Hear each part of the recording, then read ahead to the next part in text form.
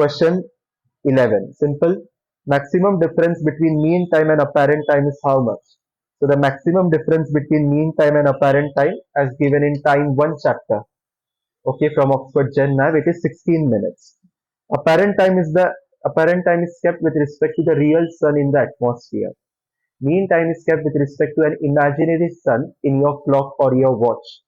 Okay, so the difference between them is maximum difference is 16 minutes, February, November, and that is called equation of time. So another very important term is equation of time. Watch all my time related lectures from Oxford, RK Bali, Keith Williams. I have uploaded them. So you can find them in the suitable playlist. Next, what is regulated takeoff mass? So the option was, there were three options. So you have to select that options, which is regulated takeoff mass is nothing but the least of or the lesser of performance limited takeoff mass and maximum structural takeoff mass. So do watch all my weight and balance lectures in which I have solved all the payload questions, mainly from Keith Williams. In that I have explained this perfectly. Your regulated takeoff mass is going to be governed by two factors, the structural limitations and the performance limitations. If the performance limitations are more than the structural limitations, you are going to follow performance limited takeoff mass. If maximum structural takeoff mass, meaning structural limitations, are more severe than performance limitations, you are going to adhere or follow structural limitations. Let's say performance limited takeoff mass as calculated by you in your payload calculation is 15,000 and structural takeoff mass amounts to some 14,000. So out of these two takeoff values, you are going to load your aircraft to a maximum limit of 14,000. You are going to choose a lesser value. A lesser value is always the safe value. Select that. So regulated takeoff mass is going to be the lesser value of between performance takeoff mass and structural takeoff mass. Next, the speed at which aircraft leaves the ground, very important. It leaves the ground is VLOF. Victor Lima and Oscar Foxtrot.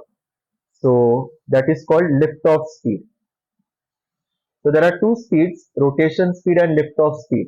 For large aeroplanes, lift-off speed follows the rotation speed. So let's say if this is your aircraft, this is your runway, and here is your aircraft on the runway.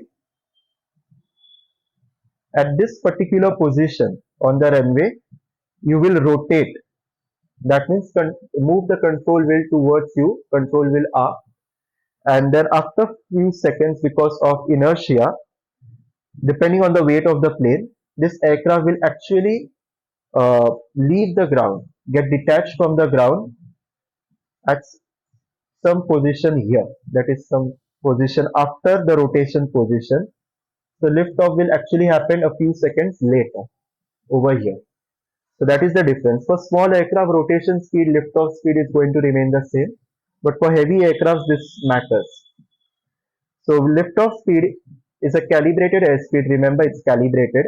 Slow speeds are always calibrated. Fast speeds are equivalent airspeeds. So liftoff is liftoff speed at which the main wheels, remember the main wheels, not the nose wheel, will leave the ground following rotation into takeoff attitude at rotation speed. Must always be equal to or more than minimum unstick speed. Okay. So that's it. Simple question. Next. Civil twilight. The definition of civil twilight is when the center of the sun, remember it's the center, not the tip or the top of the sun. Center of the sun is 0 degree to 6 degree below the sensible horizon. It's sensible, not visual. So remember the details. Sensible horizon. Similarly, you got to remember the definitions for nautical twilight and astronomical twilight as well. Next, question 15. Very important. You are going to encircle the earth. That means make a 360-degree rotation around the earth at a latitude of 60 degree north at a speed of 240 knots in some flight time. What must be your ground speed if you have to encircle or rotate around the Earth at equator this time, at a different latitude, that is 0 degree latitude, in the same journey time as this? This is two-step process. Let's consider the Earth. I've solved these sums many times with my Keith Williams lectures, Oxford and RK Bali as well. This is your 60-degree north latitude. Okay, this is your 60-degree north latitude. Your aircraft is going to encircle the Earth around this 60-degree north latitude, like this. Complete 360-degree rotation. Okay. At what speed? At a speed of 240 knots. This is basically the speed distance time formula, nothing else. So ground speed is 240. Distance. When it rotates 360 degree, the distance that it covers will be your rumline distance, d long in longitudes, d long longitude, difference between longitudes in minutes multiplied by cos of latitude.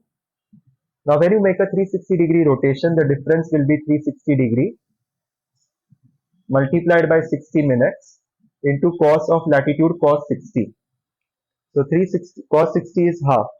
So 360 into 60 is 21,600 divided by half is 10,800 nautical miles.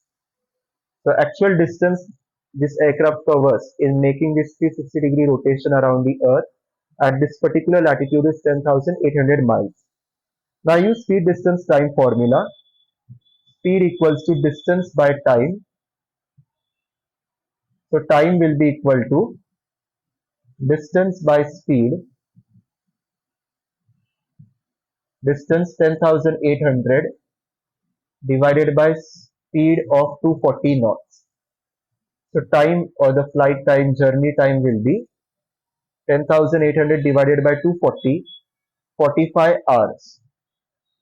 Now using the same flight time, we are going to make another 360-degree rotation at equatorial latitude. At equatorial latitude. So let's draw this diagram here. I will draw a separate diagram. This is the Earth.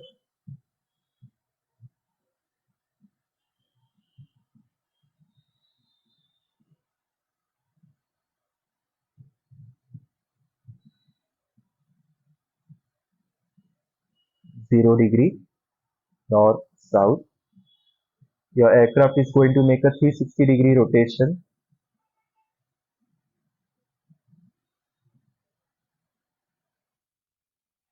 like this along this latitude. Okay. The time. Now the time available is 45 hours. Right? Speed. We have to find out the speed. Distance. Distance is your rumline distance. D long in minutes into cos lat. So a complete 360-degree rotation multiplied by 60 cos 0. Cos 0 is 1. So 360 into 60 is again 21,600. Use speed distance time formula. Speed will be equal to distance by time. 21,600 divided by 45. That is equal to 480 knots. That means if you want to encircle the Earth at equatorial latitude in the same journey time of 45 knots, your ground speed should increase from 240 knots to a new ground speed of 480 knots. So select 480 option. Next, at 43-degree north, meridians are 10 degree apart. Chart distance is given. What is Earth distance? What is scale? Simple. Earth distance is nothing but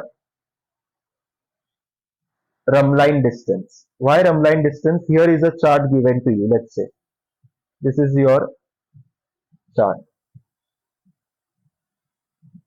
On this chart, consider one particular latitude, 43° north latitude.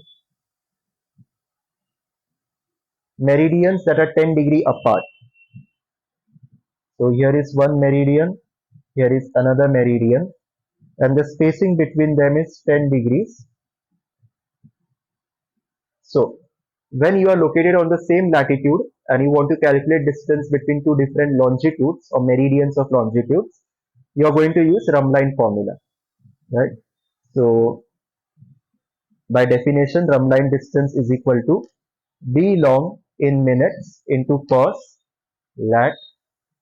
So d long as given in the question 10 degree multiplied by 60, lat is 43. 600 into cos 43, 438.8. So consider 439 nautical miles. So this Rumline distance is nothing but your actual Earth distance.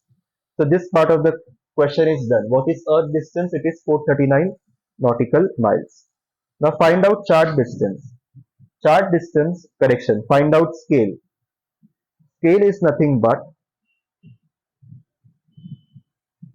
chart distance upon Earth distance. What is chart distance given to us? 14 centimeter. Earth distance is 439 nautical miles. So first step is to make the units of numerator and denominator equal. So if you have 14 centimeter in the numerator, denominator must also exist with the same unit. So let's convert nautical mile into centimeter. Now 1 nautical mile is 1852 meters, so multiply by that. And 1 meter is 100 centimeters, so further multiply it by 100. Scale now is 14 centimeter divided by 439 into 1852 into 100, 81302, 800, okay, centimeter. Next step, divide both numerator and denominator by 14 because we want the value 1 in the numerator. To achieve that, we will have to divide both numerator and denominator by 14 because it's 14 in the numerator. So you get an answer 5807,343. Okay, so 58 lakhs something. So select that option which is closest to this value, 60 lakh. Okay, the closest option will be the 60 lakh value. Okay, so check Earth distance 439 and then scale closest is 60 lakh. So that simple. Question number 17. Volume of fuel is given to you 40 US gallon. Specific gravity is given to you.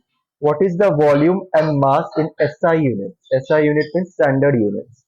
Now always volume must be in terms of liters. It must be in terms of liters. Now we have been given volume 40 US gallon. So let's convert 40 US gallon into corresponding liters. Use CH3. So we already have US gallon. Let's put 40 in place of 99. And now press convert unit button till you get liters. So it's 151.42 liter. 151.42 liter. So select that option which has this value or any value closest to this. Mass. Now the formula is specific gravity, which is nothing but density, mass in kg, volume in terms of liters. Specific gravity is 0.72. Mass is unknown to us. Volume is 151.42. So mass will be equal to cross multiply 0.72 into 151.42. So 0.72 into 151.42 is 109. So 109 kg is the answer. Next. Question 18. Positions are given. We have to find conversion angle. Let's plot this. Both are in the southern hemisphere. One is in the west, another is in the east.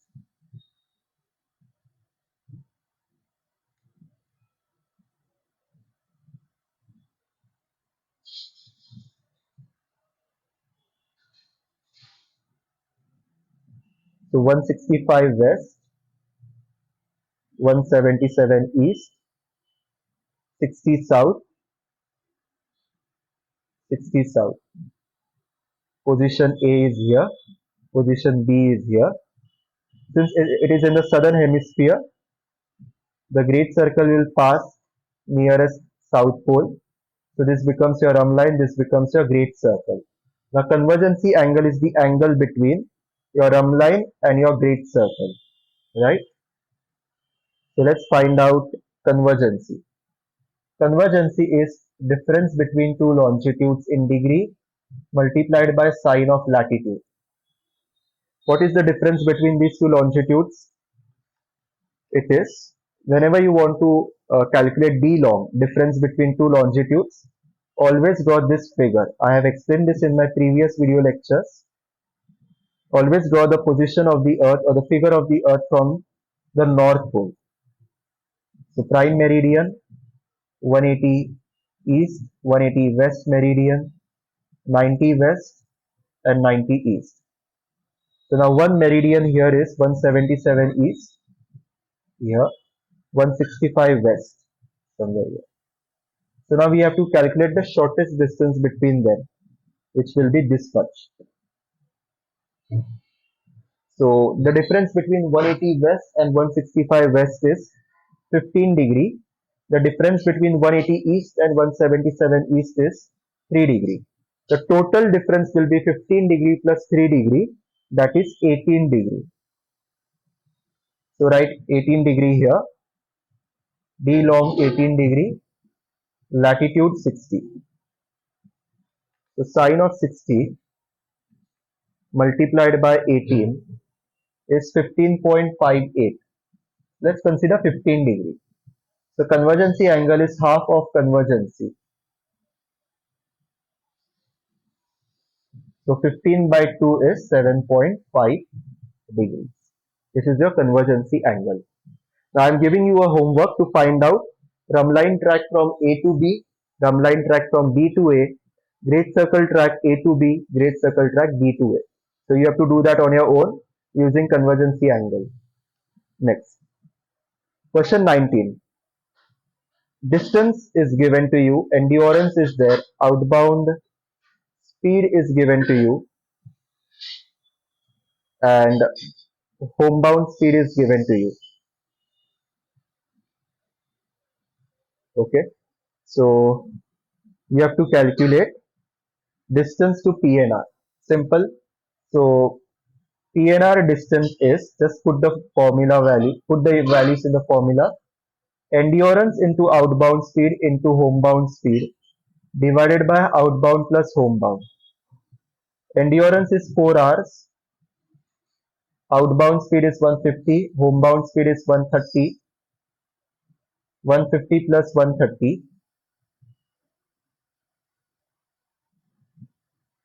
So 150 into 130 into 4 is 78,000.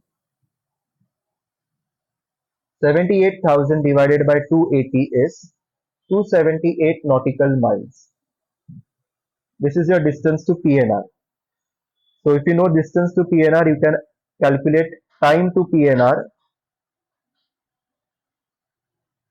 which is distance to PNR divided by outbound speed. So 278 divided by outbound speed of 150 knots, 1 hour 51 minutes. Good. Next, last question. Variation is there, deviation is there, heading is given to you. So true heading is given to you. Variation, magnetic, deviation, compass. So true heading 180, variation 12 west, deviation 3 degree east. So what is magnetic heading? Variation west magnetic is less, means magnetic will be more than true. By what value? By 12. So 180 plus 12 is 192. Deviation east, compass least, means compass will be less than magnetic. So 192 minus 3 is 189. So answers are 192 and 189. So select that option. So with this, I'll stop here. I will do the next remaining 80 questions in the next series of video lectures. So I hope you have understood all the 20 questions that I answered in this lecture, the explanations that I gave. So practice this 20 questions on your own without looking one more time.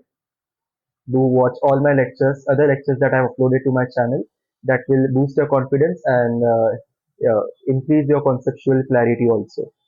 All the best. Subscribe to this channel if you haven't yet. Share this video with all your friends, especially who are preparing for the exam. And hit the like button if you have liked this video lecture. Thank you for your time.